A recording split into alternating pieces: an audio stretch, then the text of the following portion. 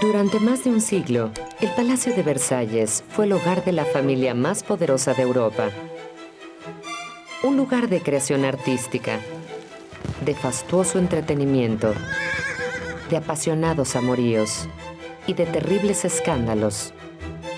Pero mientras algunos afortunados bailaban, comían y coqueteaban día y noche, el Estado estaba al borde del colapso. Afuera de estas puertas doradas, millones de personas ordinarias pagaban más y más impuestos, mientras que los nobles pagaban prácticamente nada. El nuevo rey Luis XVI y su bella y joven reina, María Antonieta, se enfrentaron al mayor desafío en la historia de su ilustre familia: crear un sistema más justo y dar esperanza a los súbditos, o quedar en peligro de perder su palacio, sus coronas y sus cabezas.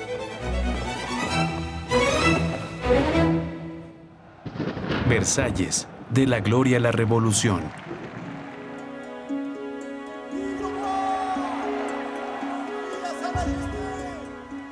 En 1775, Versalles celebró la coronación de un nuevo rey y su reina.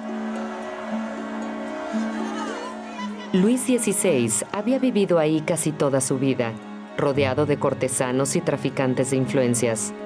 Pero al igual que su joven esposa austriaca, María Antonieta aún no se sentía listo para gobernar. Juro por Dios que esto no es lo que quería. Que el Señor nos ampare. Somos demasiado jóvenes.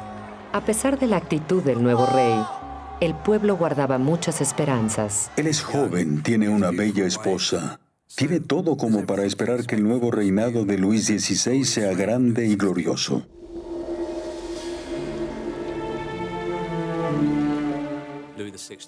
Luis XVI quiere ser un gran rey. Quiere ser un monarca absoluto. Quiere ser digno del estilo de Luis el Grande, Luis XIV. Pero lo interesante es que también quiere un reinado que sea popular. Para ser verdaderamente popular, Luis sabía que debía gobernar en el interés de todo su pueblo, y no solo de aquellos que vivían con él. Señor, este es el proyecto de remodelación del Hospital Central, así como para la creación de un nuevo hospital. Contribuiré con mis propios fondos, y todos los que no tengan el corazón de piedra contribuirán también. En línea con la Ilustración, intentará ser un rey un poco más moderno. Tiene la ambición de ser un monarca justo y filantrópico. Se llamaba a sí mismo Luis le Bienfaisant, o Luis el Bienhechor.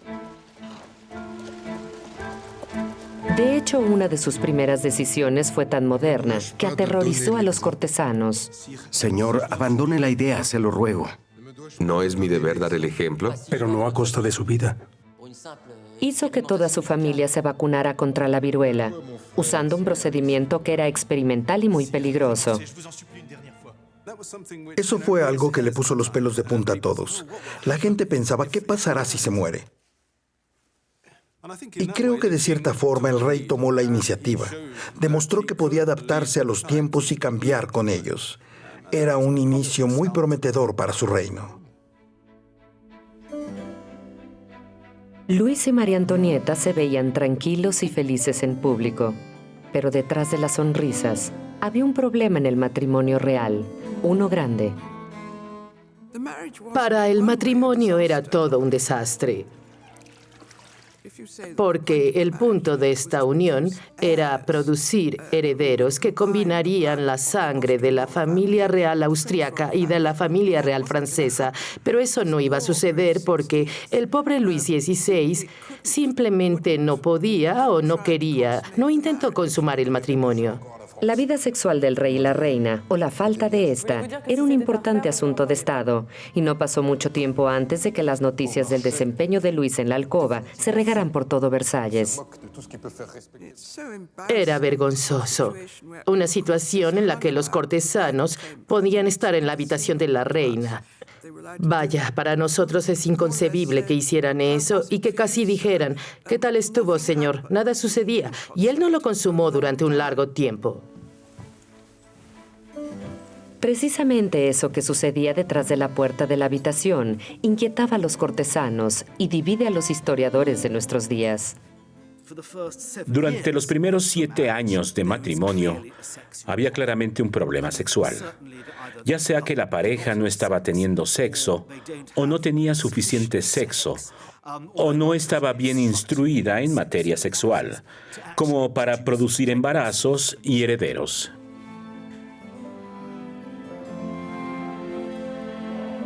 Dados los legendarios antecedentes sexuales de Luis XIV y de Luis XV, resulta difícil creer que el número 16 haya sido tan inocente. Parece extraordinario que él no supiera cómo hacerlo, pero al parecer no sabía. Lo que hacía era poner su pene dentro de la vagina de la reina y dejarlo ahí sin moverse durante 2 minutos y luego lo sacaba. Entonces la reina se iba a su habitación y él se producía a sí mismo un final feliz.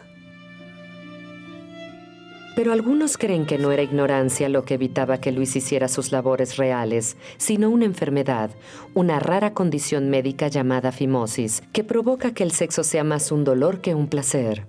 Es posible que Luis XVI tuviera una malformación que debía ser corregida con cirugía menor antes de poder tener relaciones sexuales.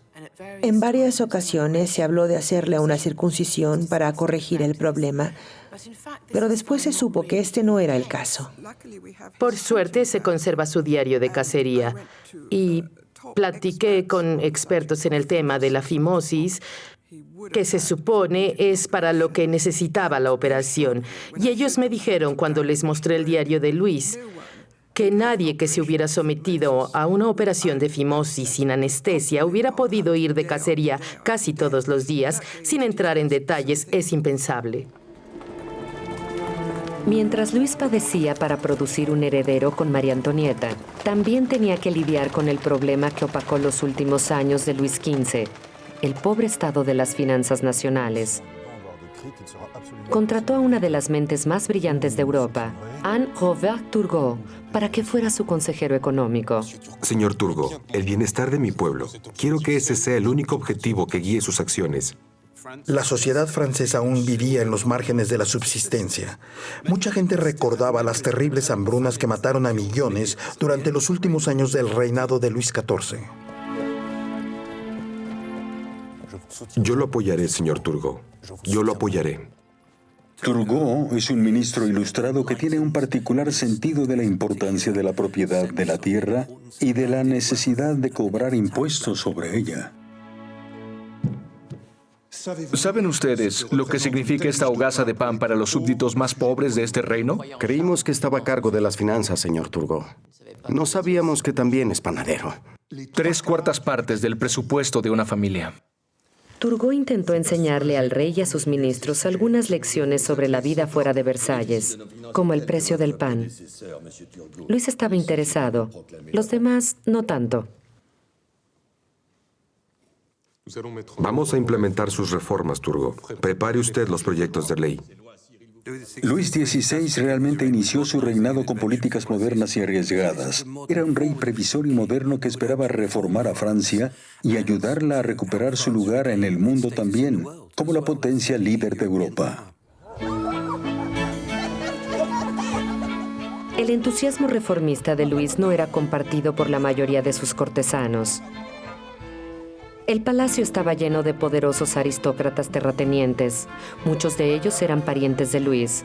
Si se aprobaban las reformas de Turgot, tendrían que pagar impuestos como todos los demás por primera vez en sus vidas. Y esa idea no les gustaba en absoluto. Versalles se estaba convirtiendo en un mundo aislado. Los nobles vivían sin trabajar, gastaban dinero, dependían de las pensiones de la corte y no les importaban los problemas políticos de Francia. ¿Cómo quieren que paguemos impuestos igual que el tercer estado? La nobleza no pagaba algunos impuestos, en especial el diezmo y el per cápita que sencillamente nadie pagaba. Pero Luis XVI pensaba que esto estaba mal y pretendía cambiarlo. ¿Qué tal estas reformas? Si no lo paga el pueblo, yo tampoco. ¿Eso es todo, señor Turgot? Eso no es todo, señor. Pero las reformas de Turgot tenían que ser aceptadas por la Suprema Corte de Francia, el Parlamento. Sus miembros, igual que los ministros de Luis, estaban enfurecidos con estas ideas. Y si el Parlamento se rehúsa a aprobar estas nuevas leyes, las haremos pasar por la fuerza. Por la fuerza. Usted se cree invencible, señor Turgot, bravucón como esos filósofos que son sus amigos. La oposición a las reformas de Turgot venían del propio Consejo. Estos hombres muy conservadores creían que el tipo de cosas que proponía Turgot amenazaban la estructura tradicional de la sociedad, en la que los nobles y el clero tenían una posición privilegiada sobre el resto de la sociedad. Esas son las condiciones. Está yendo demasiado lejos, señor. No podemos hacerle esto al mismo tiempo a la nobleza y al clero. Es suficiente. La leeré y les haré saber mis sentimientos. Así logró, por así decirlo, abrir la caja de Pandora de los intereses creados.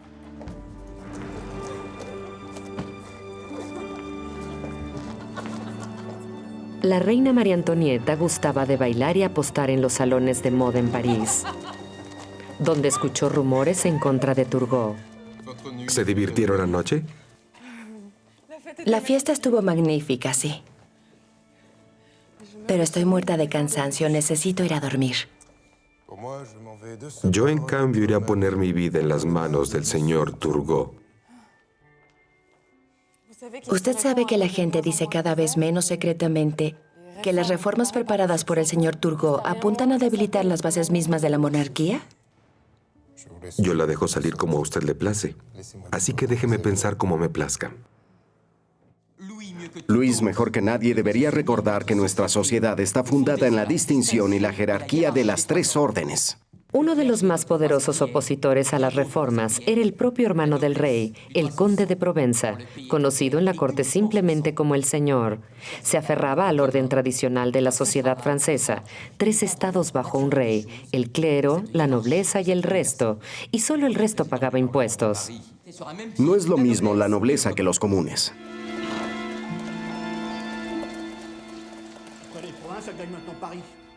Los rumores en París, combinados con la fuerte oposición en Versalles, comenzaron a debilitar la fe de Luis en Turgot y sus reformas. Luis XVI no sabía qué rumbo tomar, porque los economistas estaban divididos y el problema fundamental era la supervivencia del Estado francés, decisiones muy importantes para ser tomadas por alguien tan joven. Este asunto de Turgot ¿no descansa ni un minuto? Al principio parecía que se iba a mantener firme. Sin embargo, su confianza era débil. Luis XVI carecía de la voluntad de apoyarlo hasta las últimas consecuencias. ¿No será que tal vez va demasiado rápido?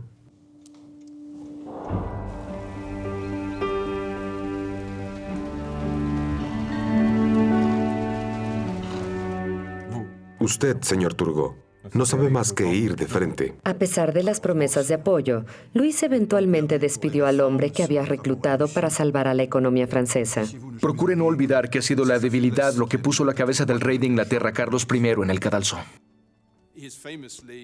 Según los rumores, el rey dijo, el señor Turgot quiere ser yo, pero yo no quiero que él sea yo. Y por esta razón, el ministro cayó en desgracia.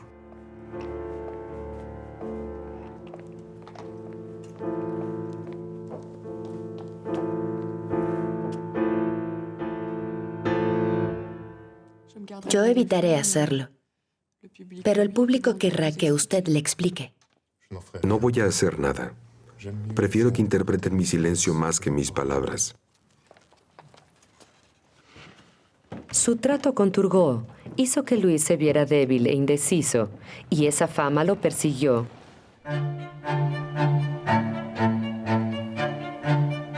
Pero Luis tenía algo que celebrar. Después de 8 años de matrimonio, él y María Antonieta finalmente lograron iniciar una familia. Primero una hija y después un heredero al trono. El nacimiento de su segundo hijo, el Delfín, fue muy importante. Ella había tenido un hijo, había cumplido con su tarea y eso era francamente importante. Le dio confianza a ella y un enorme gusto al rey. Hubo grandes celebraciones. Fue visto como un milagro. Este pequeño niño era visto como un salvador. Él era el niño que salvaría a Francia. Las campanas sonaron en París. Corrieron ríos de vino, se cantó el Te Deum. Vaya, no se escatimó en nada. Para alegría de los franceses. Para llenar nuestros corazones. Con perfecta alegría. Encomendamos al cielo protector. Los días de Antonieta. Francia va a renacer. Con la descendencia divina, bajada del cielo. Que sobre un triple altar celebramos este día. De las tres divinidades amorosas. Los Borbón, Austria y el amor.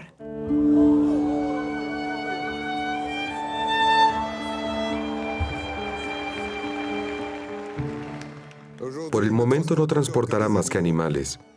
Le prohibí expresamente al señor Montgolfier que subiera él mismo debido al peligro. Pero mañana, eso transportará a los hombres. De eso estoy cierto. Sin preocupación, con alegría. Luis disfrutaba la paternidad y comenzaba también a disfrutar ser el rey.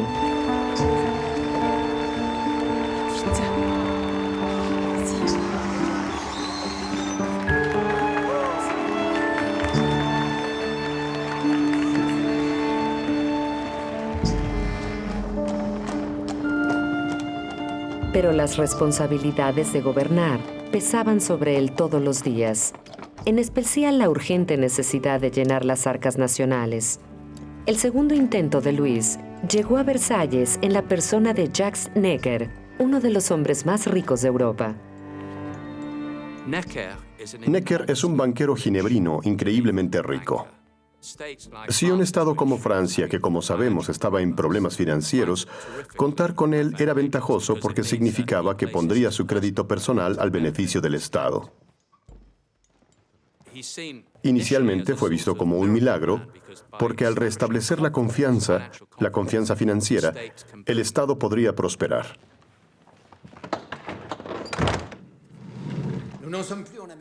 Necker llegó a Versalles en el momento justo. El viejo enemigo de Francia, Inglaterra, estaba peleando contra una revuelta armada en sus colonias americanas, una rebelión que Luis quería apoyar. Es ahora que los americanos están en guerra por su independencia, que debemos apoyar a las milicias americanas contra los ingleses. Francia no debe comprometerse en esta guerra. Francia, desde las derrotas en la Guerra de los 7 años, está desesperada por vengarse de Inglaterra. A Luis XVI nada le encantaría más que atacar a su viejo enemigo. Pero por otra parte hay un problema. Si lo hace, no estaría apoyando a unos insurgentes que de hecho eran republicanos, y con ello apoyar una república era algo complicado. Para solucionarlo, se optó por un camino intermedio. Señor Vergen. No podemos abastecer de armas y municiones a los insurgentes, pero podemos proveerles los medios para que las compren a personas privadas. El gobierno no aparecerá para nada. Luis aprobó la ayuda, pero insistió en que todo se hiciera en secreto. Por medio de ciertas triquiñuelas se enviaron armas y municiones para ayudar a los americanos a pelear contra el intento de los británicos de reconquistar a sus colonias rebeldes. Toda esta ayuda para América le costó al gobierno francés una fortuna, dinero que simplemente no tenía. Luis acudió a su nuevo ministro de Finanzas y Necker arregló préstamos de emergencia con sus amigos banqueros. La primera revolución democrática del mundo estaba siendo financiada por uno de los estados menos democráticos de Europa, y este hecho molestaba al propio Luis. Los insurgentes americanos no ondean solamente la bandera de la revuelta contra Inglaterra. Los propósitos que persiguen son contrarios a los intereses de la monarquía. ¿No es acaso su proyecto de crear una república? América está muy lejos, señor, como para contagiarnos. Las ideas viajan también. Respecto a declarar la guerra a Inglaterra, yo no estoy de acuerdo. Pero debemos prepararnos para una guerra defensiva. Debemos renovar e incrementar nuestra flota. El dinero necesario lo pediremos prestado, señor Necker.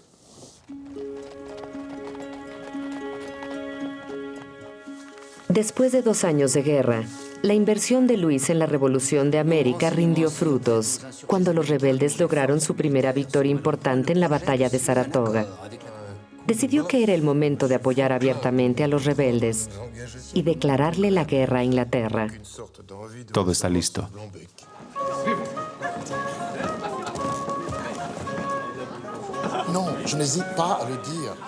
Organizó una gran fiesta de bienvenida en Versalles al hombre que ideó la Declaración de Independencia de Estados Unidos, Benjamin Franklin. A Luis y a los nobles de Versalles no les importó que Franklin fuera un demócrata que no creía en el gobierno de reyes y príncipes. Lo que los fascinaba era haber derrotado a un país que odiaban tanto que ponían su imagen en sus traseros.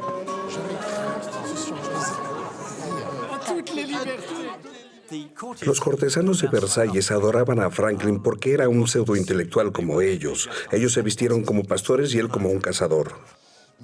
Incluso si hoy vivimos en la oscuridad, habremos encendido suficientes velas para bailar mientras esperamos que llegue el nuevo día. Cuando Benjamin Franklin llegó a París fue toda una celebridad. Causó un verdadero revuelo, casi como una Franklin-manía. Todos querían ser vistos con este gran hombre. De los cielos ha arrancado el rayo, y de los tiranos el cetro. La guerra era todo un éxito, pero costaba más cada año que se prolongaba. El ministro de Finanzas, Necker, ya había pedido prestado demasiado y ahora intentaba controlar el gasto de la realeza. Debemos seguir reduciendo el nivel de gastos de la Casa Real. Ese es el precio si queremos imponer ahorros a todos sus cortesanos.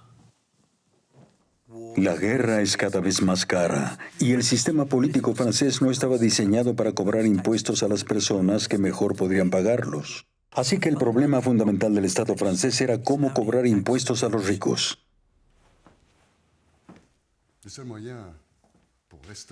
La única forma de restaurar las finanzas públicas es que los impuestos sean obligatorios para todos.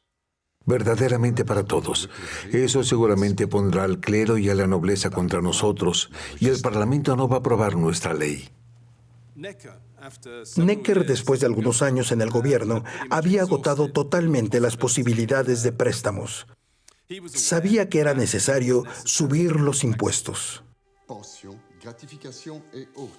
Necker publicó planes para eliminar los innecesarios pero lucrativos trabajos que tenían los cortesanos en Versalles. Pero incluso la posibilidad de restringir los privilegios de los nobles desencadenó una discusión familiar. Escuchen lo que sigue. Toda excepción, todo favoritismo se convierte tarde o temprano en una injusticia contra la sociedad. ¿Cómo se atreve este burgués protestante a escribir estas porquerías? Luis prometió apoyar a Necker en todo, igual que lo había hecho con Turgot. No aceptaré una nueva oposición como en los tiempos del señor Turgot. A aquellos que osen protestar, los romperé como a una copa. Si dejamos que Necker haga esto, la gloria de Luis XIV pronto caerá en la anarquía más extrema. Ya que nuestro ministro se ufana de las palabras, las usaremos en su contra.